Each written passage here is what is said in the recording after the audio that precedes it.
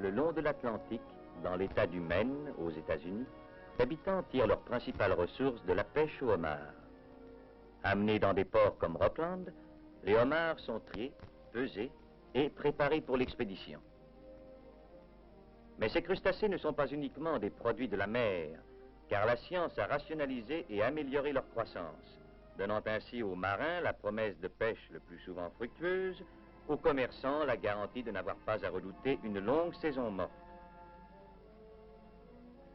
Près de 10 millions de kilos peuvent être expédiés les années favorables, soit environ 25 000 kilos par jour.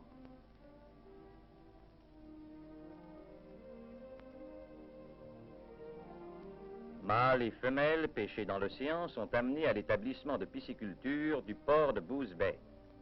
C'est là que naîtra le bébé homard dont on protège la faiblesse et l'impuissance. Dans un remous léger et silencieux, 10 000 œufs éclosent.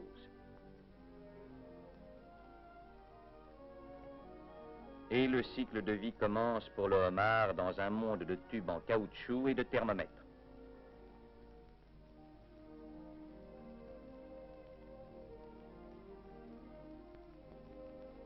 Les petits sont gardés pendant 15 jours dans des bassins à l'abri des périls incertains de l'océan.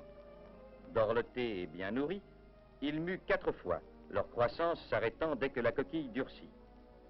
À la fin de ces 15 jours, le homard minuscule mais parfaitement formé est prêt à être lancé dans les profondeurs de la mer où il vivra 6 ans avant d'atteindre sa maturité.